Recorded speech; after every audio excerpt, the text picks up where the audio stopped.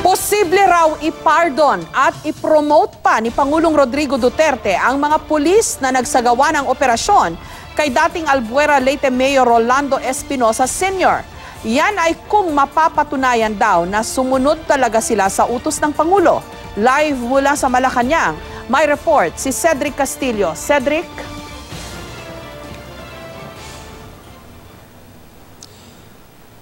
Yes, Jessica, sa kanyang talumpati ngayong gabi sa isang programa dito na ginanap dito sa Malacanang Palace, sinabi ni Pangulong Rodrigo Duterte na kung lalabas daw na talagang sumunod sa kanyang utos ang mga pulis na akusado ngayon sa pagpatay kay Albuera Leyte Mayor Ronaldo Espinosa, hindi lamang daw niya susuportahan habang gumugulong ang kaso, absolute pardon pa raw niya ang mga ito kung makonvict at ipapa-reinstate pa raw niya sa pwesto. Bukod pa rito, ipopromote pa raw niya ang mga pulis one rank higher. Kung noong isang araw sa kanyang pagbisita sa bayan ng Socorro sa Oriental Mindoro ay hindi tinukoy ng Pangulo kung sino ang mga pinaturingan niyang mga pulis na charged with murder, ngayong gabi ay binanggit na niya ito at ito raw yung mga pulis nga nasangkot sa pagkakapatay sa di umano'y drug lord at dating mayor ng bayan ng Albuera. Bago pa man yung talumpati ni Pangulong Duterte ngayong gabi ay umani na ng batikos ang Pangulo dahil sa kanyang naging pahayag noong isang araw sa Oriental Mindoro. Ayon sa kanyang mga kritiko gaya ni Senator Antonio Trillanes IV ay patunay daw ito na state-sanctioned di umano ang mga pagpatay. Ilang mga senador naman ang nagpayo sa pambansang pulisya na sumunod daw sa batas at huwag pakaasa sa garantiyang ito ng Pangulo dahil matatapos din naman ang termino ni Pangulong Duterte. Kani-kanina lamang ay natapos na yung programa sa palasyo para sa mga kababaihan at nanindigan naman ang women supporters ng Pangulo na sa kabila raw ng kritisismo na tinatanggap ng Pangulo ay ginagalang daw ni Pangulong Rodrigo Duterte ang mga babae. Jessica.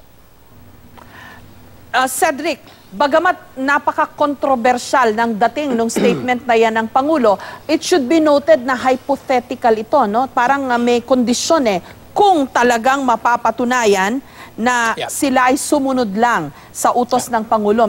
Kumbaga may caveat yun, may premise. Kung hindi naman mapatunayan na kung hindi naman mapatunayan na sumunod lang sila sa Pangulo, ibig sabihin nun hindi niya i-approve yung pagpardon sa mga ito, di ba? Parang I think lawyer si presidente. So it should be taken that way. Ay hypothetical ito. Totoo. Bagamat malakas ang dating controversial ang dating nung kanyang pahayag na ito.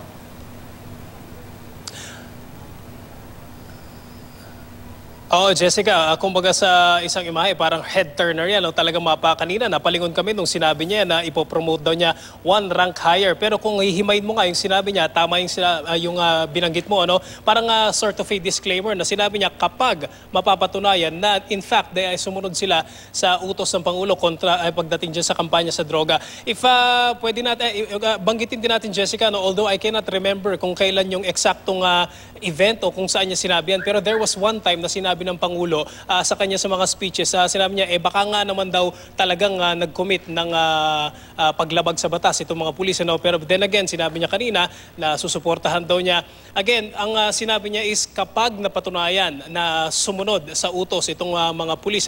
So, gaya nga nung nabanggit mo, prosecutor ito si Pangulo. Siguro pwede natin sabihin na in the future, he can always say na napatunayan na hindi sila sumunod. Bakit ko sila susuportahan? And tama ka, napaka-hypothetical pa nitong sinabi ng Pangulo, Jessica. Following yung suggestion ng Malacanang, we should use our imagination creatively or creative imagination. Maraming salamat sa iyo, Cedric Castillo.